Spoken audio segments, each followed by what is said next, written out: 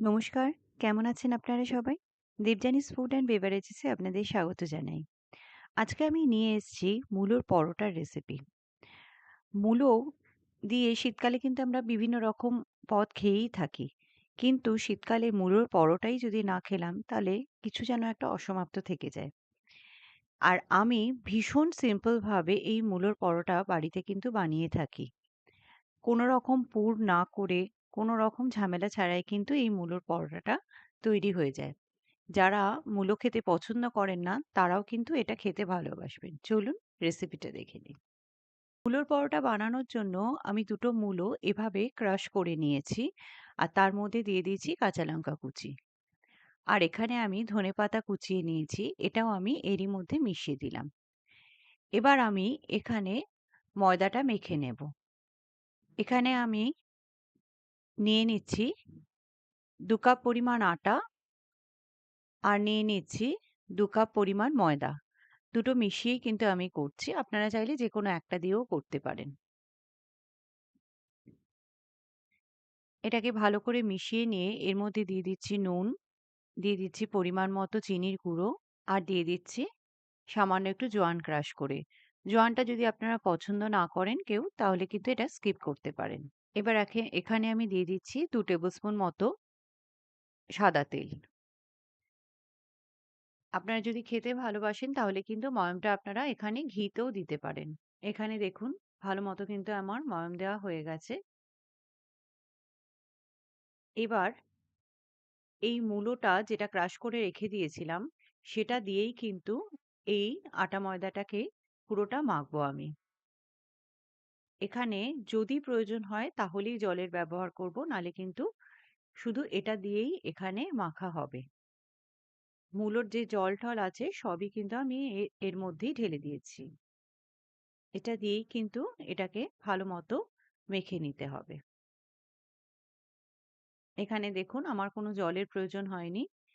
এটা দিয়েই কিন্তু আমার পুরো মাখা হয়ে গেছে। এবার আমি ওপর দিয়ে অল্প একটু তেল মাখিয়ে নিচ্ছি, এতে পরোটাটা ভীষণই নরম হবে। এটাকে আমি ১০ মিনিটের জন্য একটু রেস্টে রাখবো। তারপর এটা ভাজবো।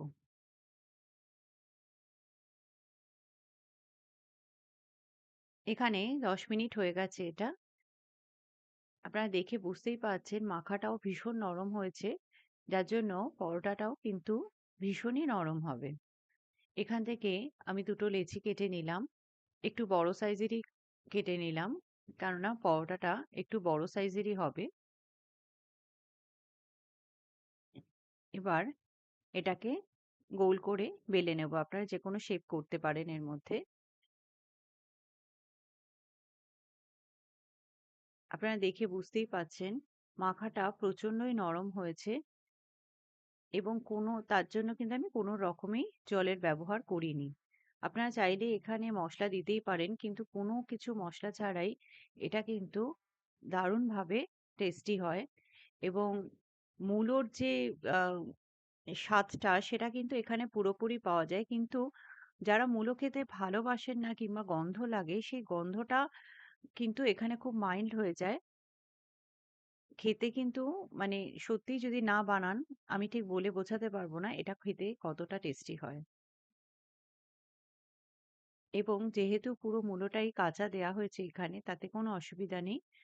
কোনোভাবেই কিন্তু পরোটাটা একটুও কাঁচা থাকবে না। এখানে দেখুন আমার একটা দিক সেঁকা হয়ে গেছে। আমি এটা ঘিতে ভেজে নেব। আমি হালকা করে একটা সাইডে যে দিকটা ভাজা হয়ে গেছে সেখানে ঘি লাগিয়ে দিলাম।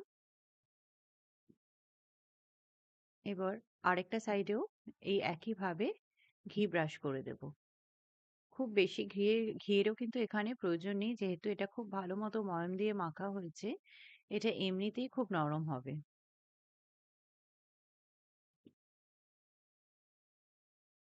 এবার এটাকে উল্টে পাল্টে খুব ভালো মতো করে ভেজে নিতে হবে। বলতে গেলে একটু ক্রিস্পি করেই ভাজতে হবে, যাতে এটা খেতে খুব টেস্ট হয়। তবে কিন্তু এটা আমি বলতে পারি এটা ঠান্ডা হয়ে যাওয়ার পরেও পরোটাটা কিন্তু একই রকম নরম থাকবে, একটুও কিন্তু শক্ত হয়ে যাবে না। আপনারা যদি কোথাও নিয়ে যেতে চান তাহলেও কিন্তু এটা বানিয়ে অবশ্যই নিয়ে যেতে পারেন। কিন্তু মাখাটা অবশ্যই একটু ভালো মতো নরম করে মাখতে হবে। তাহলে কিন্তু পরোটা সারাদিন একই রকমভাবে নরম থাকবে, একটুও শক্ত হয়ে যাবে না। এখানে দেখুন সব দিকটা আমি উল্টে পাল্টে ভালো করে ভেজে নিচ্ছি।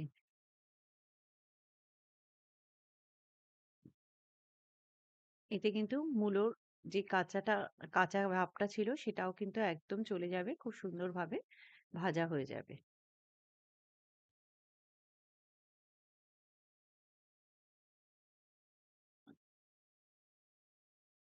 এটা ভাজা হয়ে গেছে। এটাকে তুলে নিলাম। আরেকটাও ঠিক একইভাবে আমি ভেজে নেব।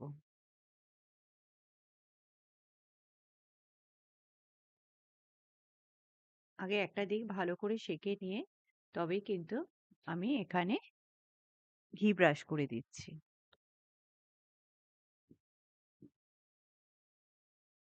আমার কথা শুনে অবশ্যই একবার এটা বানাবেন। আমার মনে হয় আপনাদের এই রেসিপিটা সত্যিই খুব ভালো লাগবে। একদমই সিম্পল, খুব সহজে খুব তাড়াতাড়ি হয়ে যায় এবং সত্যিই কিন্তু একটা খুবই সুস্বাদু পরোটা এটা।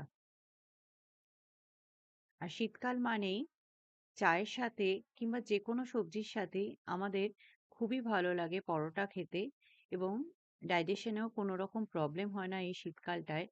আর বিভিন্ন রকম খাবারের মধ্যে এই মূলোর পরোটাটা কিন্তু আমাদের বাড়িতে অবশ্যই তৈরি হয়ে থাকে। একবার না অনেকবারই হয়ে থাকে। তাই ভাবলাম আজকে রেসিপিটা কেন না আপনাদের সাথে শেয়ার করা যাক। এখানে আমার কিন্তু পরোটাগুলো পুরো ভাজা হয়ে গেছে। আমি এভাবে পিস করে কেটে এটাকে সার্ভ করেছি। এখানে দেখুন পরোটা কিন্তু যদিও এখানে খুলে দেখাবার কিছু নেই, পুরটা কিন্তু পুরোটাই মিশে গেছে। কিন্তু এখানে কিন্তু কোনোভাবেই একটুও কাঁচা কিছু নেই। আশা করি আজকের রেসিপিটা আপনাদের ভালো লেগেছে। আমার মনে হয় আপনারা রেসিপিটা নিশ্চয়ই ট্রাই করবেন এবং বানাবেন। আর আমার রেসিপিটা যদি আপনাদের ভালো লেগে থাকে, তাহলে আমার চ্যানেলটাকে একটা লাইক, শেয়ার, সাবস্ক্রাইব করতে কিন্তু ভুলবেন না। আর বেল আইকনটা প্রেস করে দেবেন আমার পরবর্তী ভিডিও নোটিফিকেশন পাওয়ার জন্য। আর আমার চ্যানেলটাকে একটু ফলো করে দেবেন। আপনারা সুস্থ থাকুন, ভালো থাকুন এবং শীতকালে প্রচুর ঘুরুন আর এরকম ভালো, ভালো খাবার খান। ধন্যবাদ।